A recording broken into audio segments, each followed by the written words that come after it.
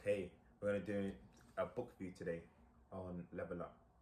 Okay, so a couple of the points in this book that helps you, helps you get focused, helps you stop procrastinating, and it helps you upgrade your life. Okay, so I'm just gonna be picking out certain lines or paragraphs in the book and just elaborating on them and giving my intake on them. So the very first line in this book, it says, "Are you your own worst enemy?" And that is important and very powerful because we all have a voice going on inside our heads and we're constantly at odds with it. It's always telling us that we might be not good enough, or this, or we're that, or we're this and we're that, and it just keeps us in our comfort zone and keeps us trapped. So just seeing that question right there would just make me realize, okay, I'm into something deep here. And just the introduction itself, it was hook, line and sinker. As soon as I read the first 2-3 pages of this book, I was hooked. Okay, so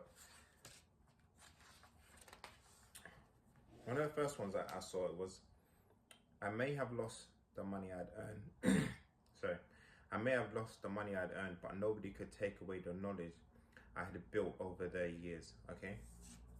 And that was powerful again, because again, you can earn $1 million. Okay. You hear about this story all the time. People earn $1 million, lose $1 million, and then they can make it all back because they've gained that knowledge from earning that first $1 million to be able to make their second $1 million again. That's why people, I don't know the statistic, but that's why people that win the lottery, they end up going broke real quick, because they didn't have the structure to be able to earn that money. They just got a lucky break. So you said they just go spend. They didn't earn that money. They won it effectively. But people that build businesses and have the structure to be able to earn $1 million, they're able to lose $1 million, lose 3 million, lose 13 million, lose 20 million, and they can earn it all back. And because they know the process and how to do that.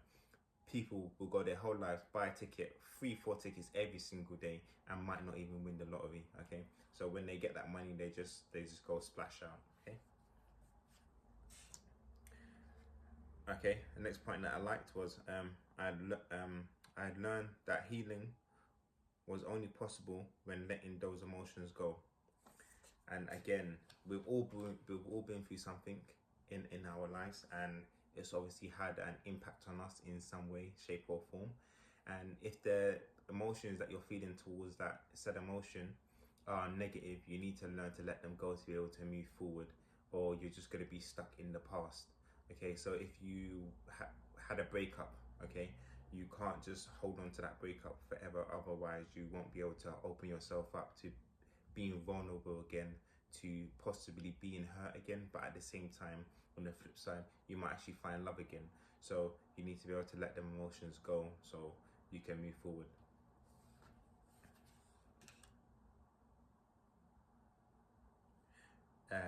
Another point is, taking action is not what causes problems, it's what's fixing them. It's what fixes them. Okay, and just some of these points here that I've read out, and this is only the introduction. Okay, we haven't even got into the juicy bits yet.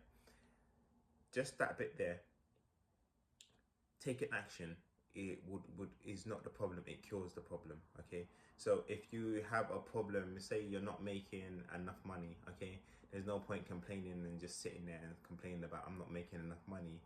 Action actually is going to solve the problem. Okay, so you need to be able to take action to be able to solve the problem. Okay,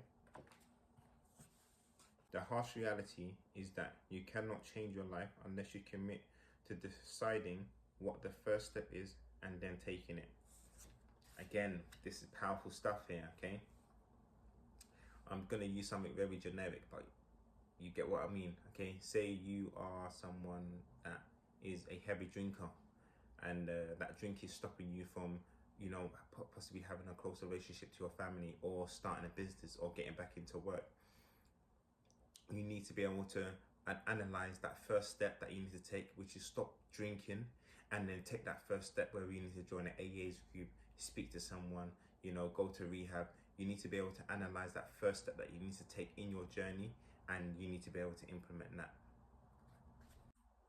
So what we have here is, success comes from the accumulation of many small actions, which the author, Rob Dow, he calls micro actions that you have to take every single day.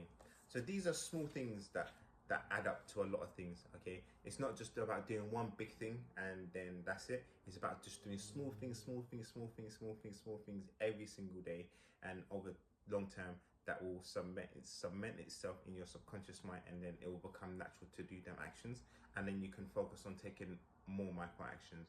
So a small micro action that you could change is going to bed a bit earlier. So if you were someone that were going to bed at say 12 o'clock, you need to change that because you need to get enough sleep to be able to work on them projects that you're working on, to build your business, or to focus on your schoolwork, whatever it may be. Just that small micro action there of going to bed an hour and a half early. So instead of going to bed at 12 o'clock, you're now going to bed at 10:30. That gives you that extra hour and a half. Okay, so that's small micro actions.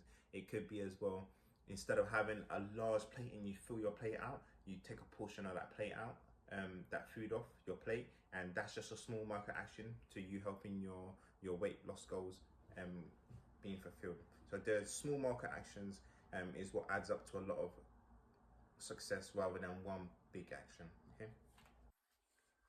Okay, so we've got here, choose between things being hard now and easy later, or easy now and hard later.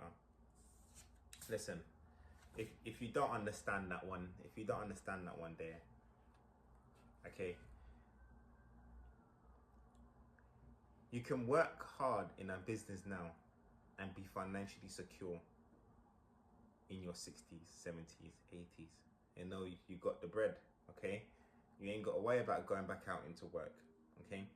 Or you can do what's easy now, and that's just get a normal job, you know, just get by, and have it hard later when your pension is not covering your bills and you have to go back out into work and do the hard thing in your later life. So it could be as well your weight, okay? So you can do what's easy now and just eat a lot of junk food and not take care of your health, and have a hard life later, okay? Because obviously now you got problems with your health, okay? You got heart problems and whatever, back problems, okay? Or you can do what's hard now, okay? And that is take care of your body, go to the gym, eat clean food, cut out the processed food, and then have an easier life later because you still got your health intact, you know, you're not breathing heavy when you're sleeping, that things of that nature. So you can do what's easy now and have it hard later, or do the hard thing now and have it easy later. That's a powerful one, I see it as.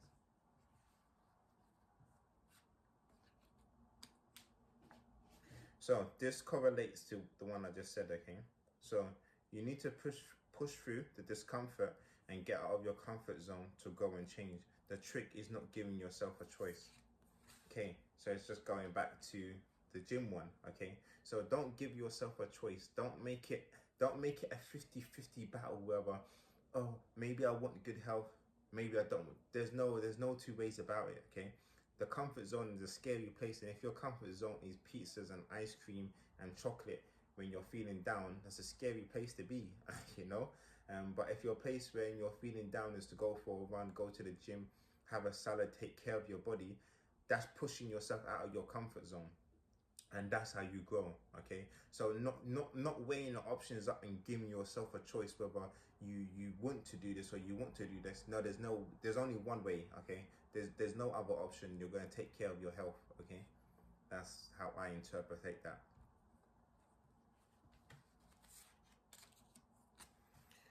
Okay, what he's found is that taking action comes down to 6 steps, okay?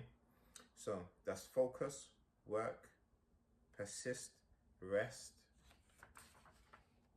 reward, and repeat, okay? I'm going to go into them a bit later on because it does cover it in the book, but just them 6 points there, you can see how reaching your goals are definitely attainable just by following them 6 points, okay? I'll just go through them again. Focus, work, persist, rest, reward, repeat, okay? So just use an example of starting a business or going to the gym. Just think about how them points could be put into a scenario that you're going through at the moment.